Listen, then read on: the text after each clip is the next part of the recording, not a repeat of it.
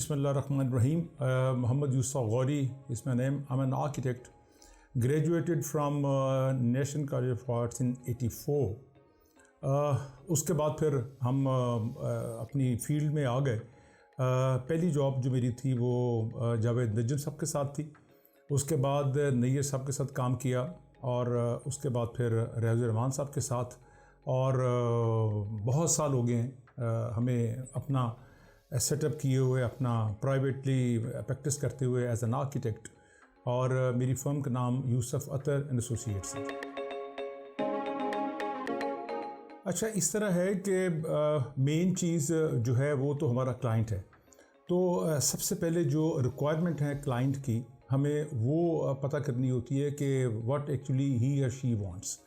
जब हमारे पास सारी रिक्वायरमेंट्स आ जाती हैं तो फिर उसके बाद हम लोग ये देखते हैं कि मतलब वो प्लॉट किस जगह है, उसकी ओरिएंटेशन क्या है, और वो किस जगह पे फॉल करता है, और हमें इसके लिए और क्या क्या चीज़ें चाहिए।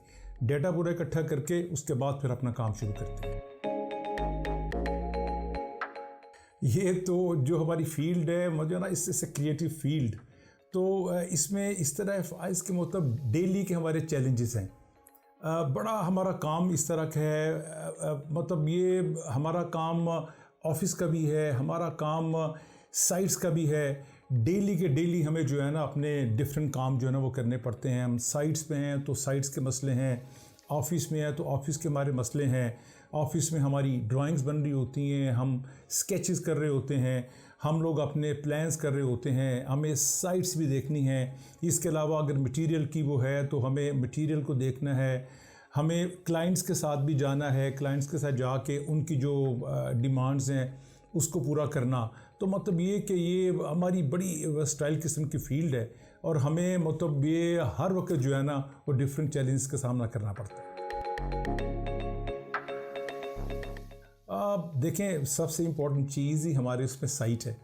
अब पहले भी जो बात हुई कि मतलब ये साइट है, इसको हमें बड़े तरीके से इसको जो है ना हमें करना है। इसकी टोपोग्राफी मैप होता है, इसका साइज़ होता है, इसकी लोकेशन होती है, इसकी ओरिएंटेशन होती है, और हमें ये सब चीज़ें जो है ना देखते हुए फिर उसमें हमें काम करना होता है कि मतलब किस तरह की साइट है, उसकी लेफ़्ट राइट पे, बैक पे, फ्रंट पे क्या है, मतलब उनकी जो बाकी चीज़ें हैं कि मतलब किस तरह की हैं, ये सारी चीज़ें जो है ना हमें देखना पड़ती हैं। मसला ये है कि ये हमारी जो जॉब है, ये फिर मैं कहूँगा कि बहुत क्रिएटिव किस्म की जॉब है। तो ये इसमें कोई हार्ड एंड फास्ट रूल नहीं होता कि ये काम हमारा हफ्ते में हो जाएगा, 2 हफ्ते में हो जाएगा। ये तो बात है काम करने की, ये स्केच करने की। तो मतलब ये कि इसके लिए हमें टाइम चाहिए होता है अगर हमने कोई चीज़ क्रिएट करनी है।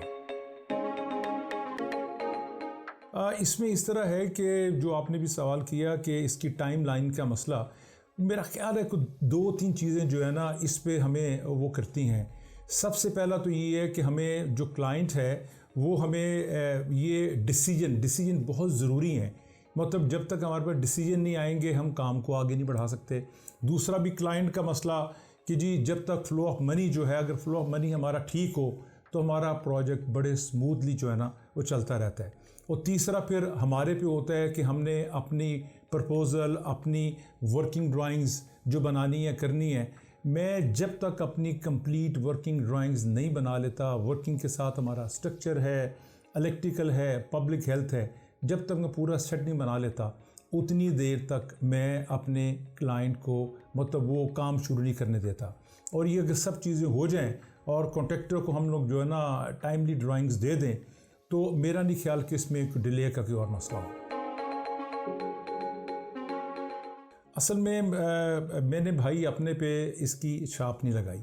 मतलब मैंने बहुत साल हो गए हमें आर्किटेक्चर करते हुए, हमें इंटीरियर करते हुए। तो मैंने हर तरह का काम किया, मैंने स्ट्रेट लाइन में भी किया, मैंने क्लासिक भी किया। लेकिन अगर आप पूछें पर्सनली तो जो एवरग्रीन चीज़ है वो स्ट्रेट लाइन है, तो मुझे उसमें काम करने का ज़्यादा मज़ा आता है। बहुत सी चीज़ें मैटर करती हैं। आपकी स्पेसेस, आपका बिल्डिंग का प्रोपोर्शन, बिल्डिंग का इंटीरियर, बिल्डिंग का एक्सटीरियर, मतलब डिज़ाइनर हाउस करने के लिए हमें पता नहीं कितने पापड़ बेलने पड़ते हैं। तो वो मैं ये कहता हूँ कि जो स्पेसिस हैं वो लिवेबल होनी चाहिए, यानी आपको वो चीज़ जो है, जो आपकी बिल्डिंग है वो किसी तरह की भी है, वो कंफर्टेबल होनी चाहिए। और उसके लिए जो है ना हमें मतलब बहुत इसके लिए मेहनत करनी पड़ती है। इसमें मेरा अपना ख्याल है कि अब सारी गेम जो बिल्डिंग में है वो फिनिशिंग की है। मतलब बिल्डिंग को एक तो एवरग्रीन होना चाहिए, बिल्डिंग को हमारा इनसाइड या मोस्टली जो आउटसाइड है वो हमें कोशिश करनी चाहिए कि वो परमानेंट फिनिशिंग उसकी हो। मतलब ये ना हो कि वो 2 साल बाद 3 साल बाद जाके उसकी चीज़ें जो है ना वो ख़राब होनी शुरू हो जाएं। तो मेरा ये है कि जो आपकी बिल्डिंग है उसको, उसकी फिनिश को परमानेंट होना चाहिए। अगर वो परमानेंट होंगी तो हमारी बिल्डिंग जो है ना वो कामयाब। मेरा अपना ख्याल है कि जो नेचर है इससे बड़ी इंस्पिरेशन और कोई नहीं हो सकती। हमारी नेचर में हर चीज़ है, हमारी नेचर में हमें हर चीज़ मिलती है। सिर्फ ये है कि हमें ऑब्जर्वेशन हमारी स्ट्रॉन्ग होनी चाहिए। हम अगर चीज़ों को अच्छी तरह से ऑब्ज़र्व करते हैं तो मेरा ख्याल है कि नेचर से बढ़ के कोई चीज़ नहीं है। अल्हम्दुलिल्लाह इस अरसे में बहुत साल हो गए हमें ये काम करते हुए। बहुत से हमने प्रोजेक्ट्स किए, लेकिन एक जो रिसेंटली मैंने काम किया है वो कैस की बिल्डिंग है। ये एयरफोर्स की एक सिस्टर कंपनी है। तो ये जो एयरपोर्ट है इसमें हमने इसको बिल्डिंग को हमने बनाया। तो वो जो कैस की बिल्डिंग है, मतलब जो इसका एक्सटीरियर है उसको भी हमने परमानेंट फिनिशिंग में किया। फिर फेस में जो उसका इंटीरियर है वो भी सारा हम ही ने उसको किया। तो वो that building is very close to my heart. देखिए हमें जिस तरह बताया कि बहुत साल हो गए हमें ये काम करते हुए, और डायमंड को भी मार्केट में आए हुए पता नहीं कितनी डिकेड्स हो गए हैं। नोट मैं ये करता हूँ कि डे बाय डे ये चीज़ें इम्प्रूव भी कर रहे हैं। हमने इनका ड्यूरा सिल्क जो है ना अप्लाई किया। रिसेंटली इन्होंने अपना आर्टिस्टा के नाम से इन्होंने अपनी प्रोडक्ट जो है ना लॉन्च की है, जो कि सारी टेक्सचर पेंट है। बहुत वैरायटी है, बहुत कलर्स हैं, बहुत उसमें टेक्सचर्स हैं। तो वो हमें चाहिए होता है ये चीज़ें इंटीरियर को करने के लिए हमें चाहिए होता है कि डिफरेंट चीज़ें जो है ना हम अप्लाई करें। तो वो डायमंड, एक तो आपका ड्यूरा सिल्क इनका बड़ा अच्छा, इनके जो भी जो आर्टिस्टा के नाम से इनका जो आया प्रोडक्ट इनकी वो बहुत अच्छी। और इनकी जो एक्रेलिक बेस्ड के पेंट हैं, जो मतलब वो जो इनकी वो, और जो यकीन करें कि मैं आपको बताऊं कि जो विंडोज़ के कलर हैं से अगर शैम्पेन कलर है, तो इनका जो पेंट है जब हम लगाते हैं वो लगता है कि जैसे उसी के लिए बना हुआ है। यानी इनके पेंट में बहुत डेप्थ है और बहुत ड्यूरेबल है।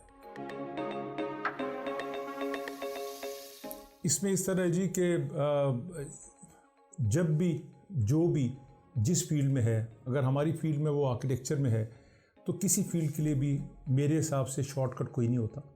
मैं बच्चियों को ये कहूँगा कि सब्र के साथ, मेहनत के साथ अगर आप आहिस्ता आहिस्ता अपना काम करते रहें, और इसके लिए आपको जिसे कहते हैं ना डिफरेंट ऑफिसेस की, डिफरेंट आर्किटेक्ट्स की मार मीन ये कि वहाँ जाके प्रोजेक्ट्स जो है ना वो करने, उनको हैंडल करना किस तरह होता है।